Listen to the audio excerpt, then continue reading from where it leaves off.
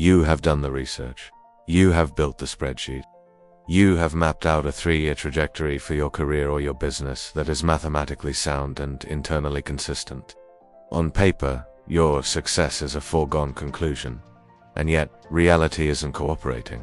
The market isn't reacting to your data. Your team isn't responding to your formalization. You are encountering friction you never anticipated.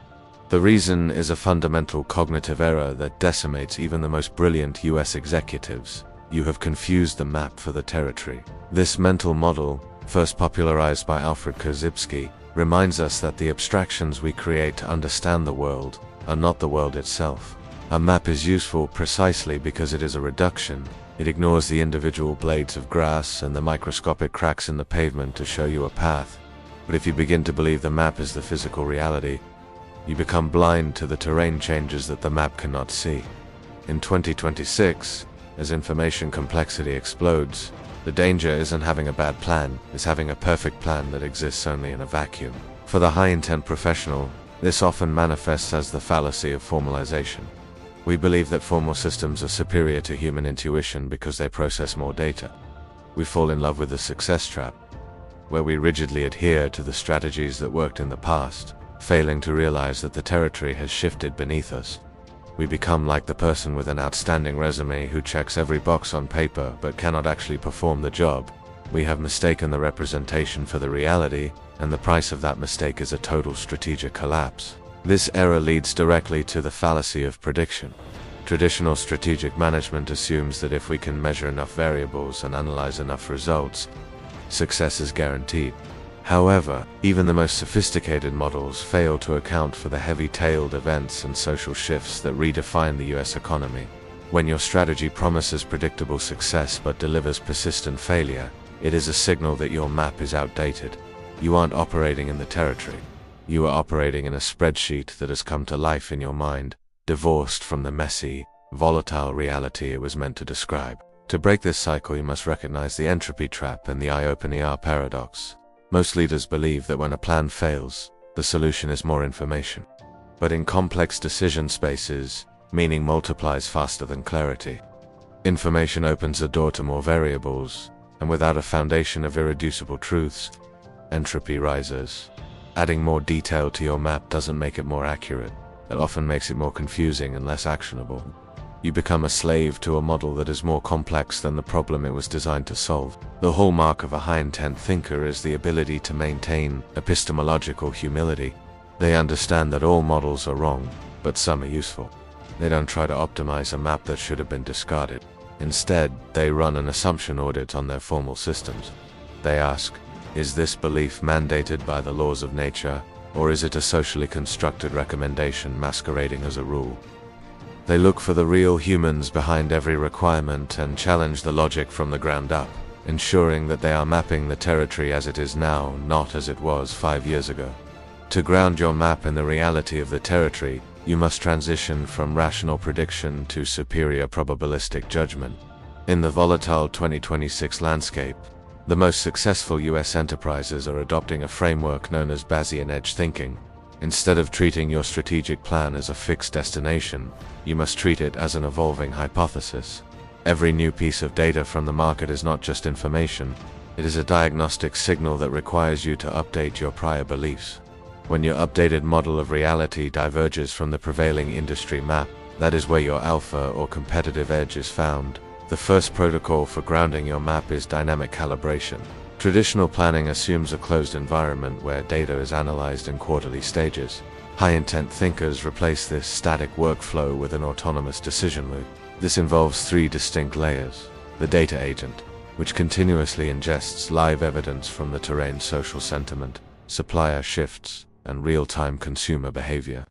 The inference agent, which performs recursive updates to your strategy as fresh evidence arrives.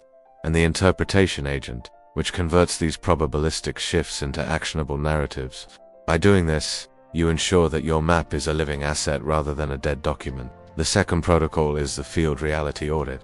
Strategic failure often stems from the fallacy of detachment, where executives in corporate offices analyze aggregated data while remaining isolated from the ground-level terrain.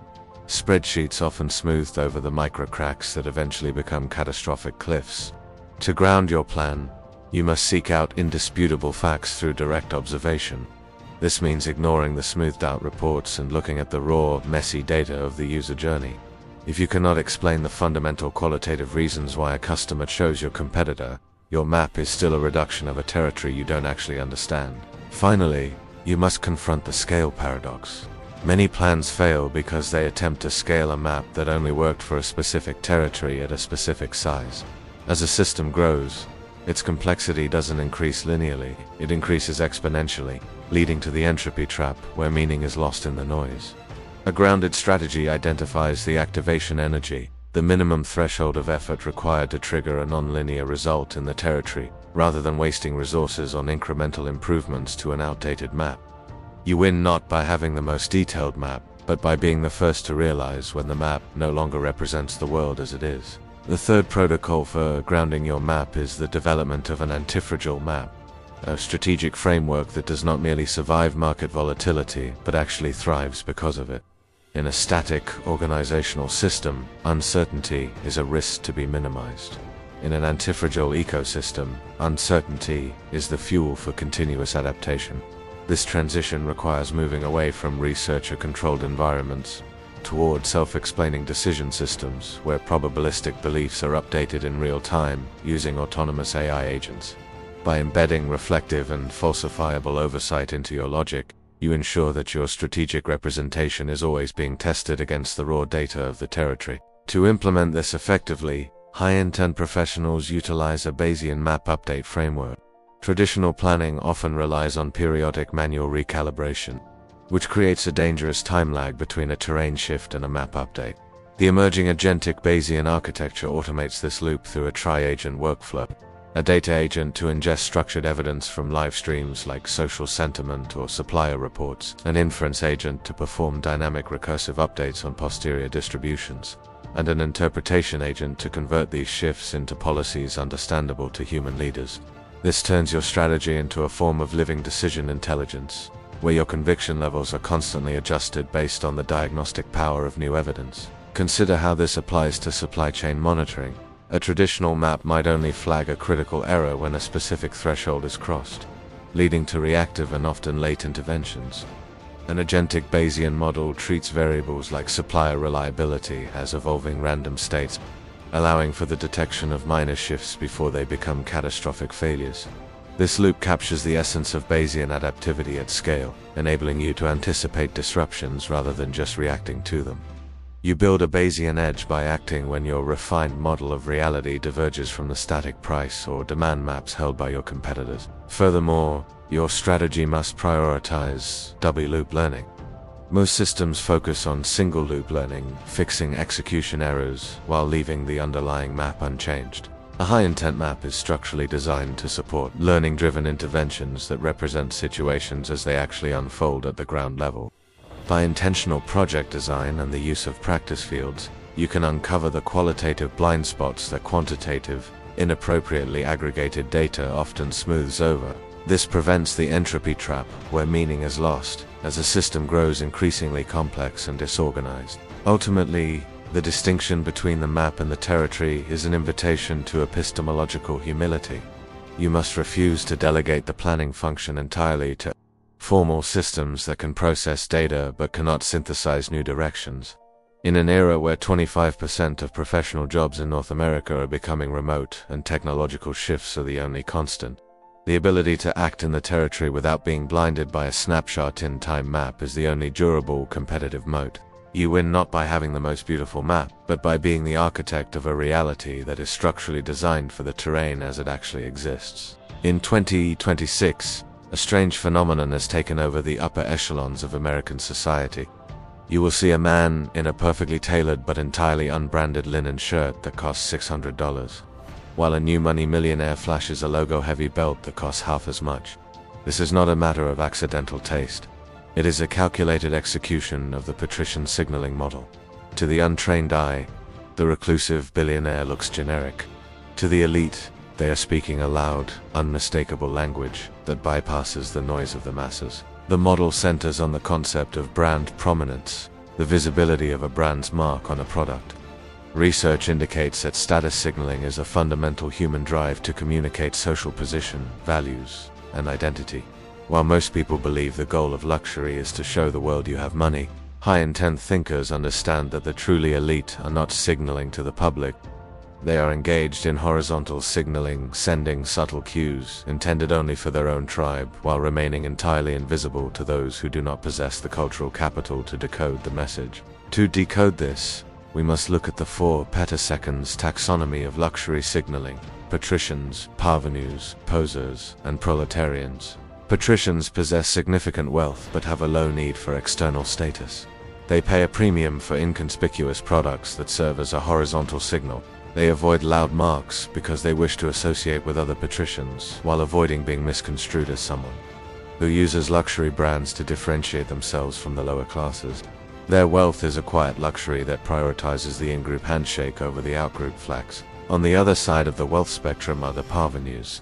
These individuals have reached high wealth but do not yet possess the connoisseurship or cultural capital required to interpret subtle signals.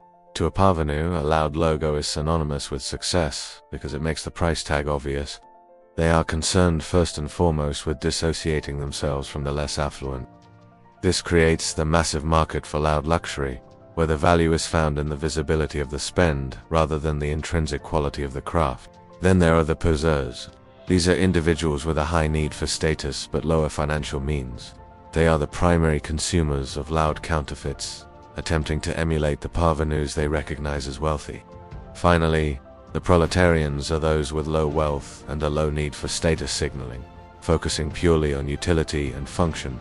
By understanding where you or your brand sits in this matrix, you can predict consumer behavior and status hierarchies with surgical precision. The status premium is the economic manifestation of this psychology. Consumers will often pay a significantly higher price for a functionally equivalent good simply because it fulfills the need for esteem and self-actualization. Neuroscience demonstrates that status-oriented purchases activate the brain's reward centers more intensely than utilitarian ones. In the 2026 economy, authenticity has become the new exclusivity. High-end brands like Loro Piana dominate because they offer products that are Estedman symbols of ambition, without a single visible logo proving that for the elite, $1 billion isn't the goal. It is just the price of admission. This signaling goes beyond clothing.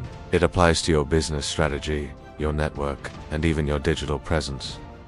In a social media-driven culture, aesthetic curation serves as a public declaration of personal values. If your strategy is to appeal to everyone, you are effectively signaling to the proletarians, high-intent professionals. However, design their micro-niche moats to signal only to the patricians, the high-value decision-makers who recognize quality through detail and shared knowledge, not through noise and hype. As we move deeper into the 2026 social landscape, the markers of the elite have shifted from the tangible to the conceptual. This is the luxury beliefs model, a framework developed by Rob Henderson to explain how ideas have replaced Rolexes as the primary signifiers of high status.